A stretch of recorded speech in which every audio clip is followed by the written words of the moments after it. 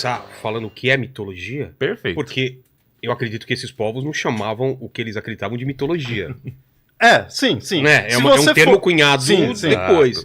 Quando que surge esse termo? Porque... Se você disser dos gregos, aí você até pode dizer, porque eles a já- palavra veio de lá. Exato. A questão é, não só, o que eu acho importante para as pessoas terem uma ideia de, não em si da palavra mitologia, mas o que a gente pode interpretar Tá de bom. mito e mitologia.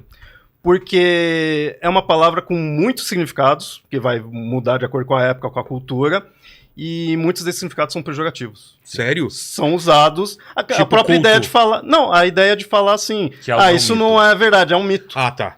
Você já reduz a uma não verdade. Então, Entendi. se você disser que algo é um mito ali para alguém que segue aquilo lá, que tem, né, você está desrespeitando, Entendi. né? Então, mas quem estuda mitologia de forma séria não vai usar dessa forma. Exato. Entendi. É legal lembrar que mitologia seria o quê? Mitologia é o conjunto de crenças e histórias de um determinado povo. Né? Dei uma frase resumida Sei. aqui, enxutada, mas seria isso.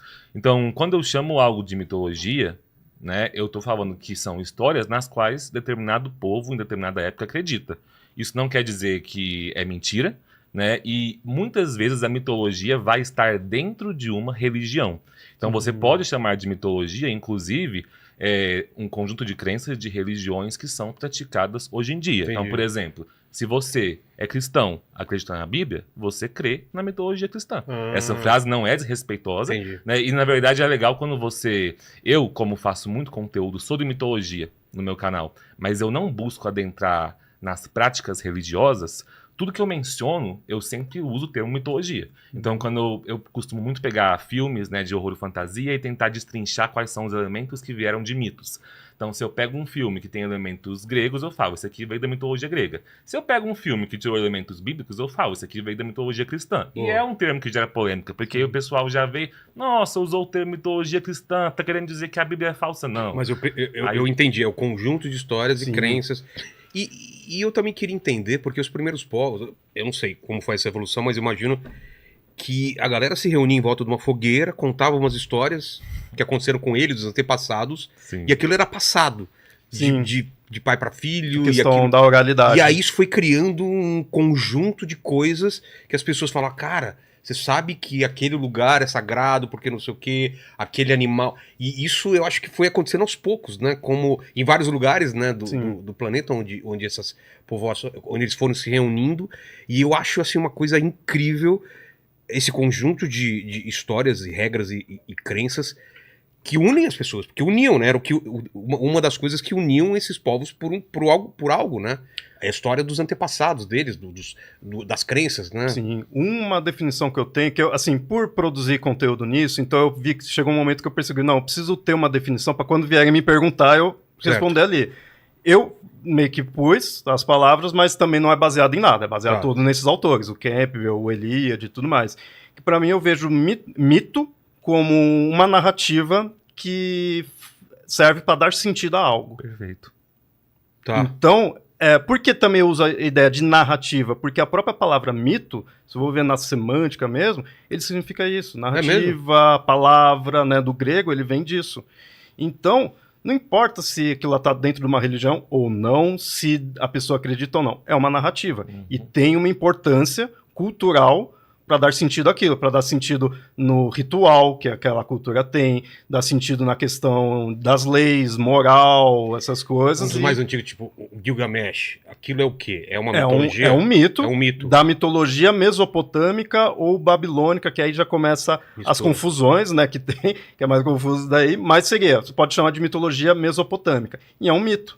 É um mito de um cara que foi atrás da imortalidade. Né? Então ele tem todo um sentido. Por que ele fez isso? Né? Para aquela cultura, às vezes pode não fazer sentido para nós. E é engraçado porque tem, fez. Mesmo sendo um mito, ele tem algumas versões. Em algumas partes muda algumas coisas, né? Quase sempre. Né? Sempre vai, dificilmente você vai encontrar. Acho que nunca vai encontrar. Na né? nórdica tem muito isso, né? Muitas versões. Né? Sempre vai ser várias. Vários nomes, às vezes, pro mesmo Deus. Né? Na verdade, a gente chega num ponto que vai ser muito importante a gente deixar claro antes de irmos para a mitologia egípcia. A mitologia grega, greco-romana, né, nos deixou muito mal acostumados.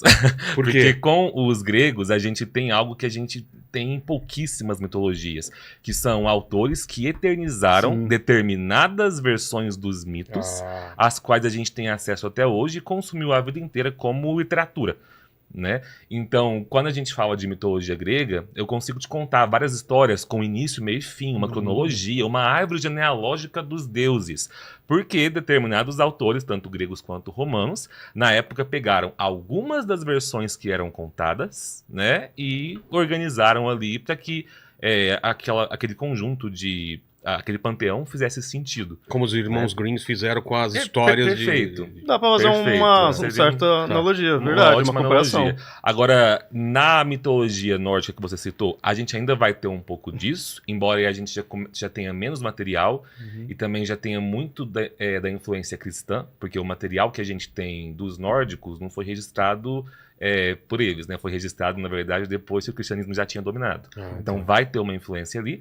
Agora, quando a gente vai para outras, como a egípcia, da qual a gente vai falar hoje, aí é assim... Como que eu vou contar uma história aqui e falar, não, mas tem uma versão que é essa, mas tem uma versão que é essa, porque não tem livro. Livro na forma como a gente concebe um livro sagrado, uma bíblia dessa religião antiga, né? Tudo são trechos de encantamentos, rituais que estavam nas pirâmides, nos sarcófagos, nos papiros que são chamados aí de livro dos mortos. Então, assim, é uma coisa muito boa pra gente lembrar. Se você veio da mitologia greco-romana e tá acostumado com uma história que normalmente tem no máximo 2 versões, a grega e a romana, né, a mitologia egípcia, não tem tipo, a versão história do certa. Minotauro, tem aquela história do Minotauro. E vai ter Ariadne, versões pelas cidades egípcias. Ah, Muda muito pela cidade. Então você vai ter a versão de tal cidade, a versão de Exato. outra cidade. Egípcio marca nisso. Não sei se vocês assistiram o Alexandre agora, essa série. Ainda não, só vê a Ainda não. repercussão. E é muito legal porque quando ele chega, pelo menos nesse mistura documentário com cenas filmadas, né, como se fosse um filme, uma série, e ele tenta achar essas analogias da mitologia grega no egípcio, né, na egípcia. Isso né? foi um marco na história do Egito, no sentido que quando o Alexandre domina ali, se torna o período ptolomaico, que é quando a gente vê a época da Cleópatra, né, tudo isso daí que é mais recente, né, apesar de ser antigo. E ali, de fato, também começou a dar uma certa engessada em algumas coisas. Porque a gente tem Plutarco, que é grego ou romano? Acho que é grego. É grego? Plutarco é grego, não? É grego? É grego. Que aí ele fala... Que aí também já é tudo meio que junto, né? Grécia e Roma. Aí ele faz a história de... Ele registra a história de Ísis e Osíris. Exato. Mas então fica aquela versão. Vai ter outras versões. Ou seja, o mito mais conhecido da mitologia egípcia que daria pra contar com início, meio e fim É feito por um...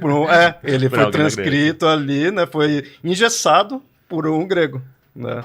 E tanto é que esses nomes, os nomes das cidades e os nomes dos deuses egípcios, tá tudo em grego. Sim. Ísis, Osíris, né? a maioria, se não toda, a maioria que a gente tem ali é tudo grego.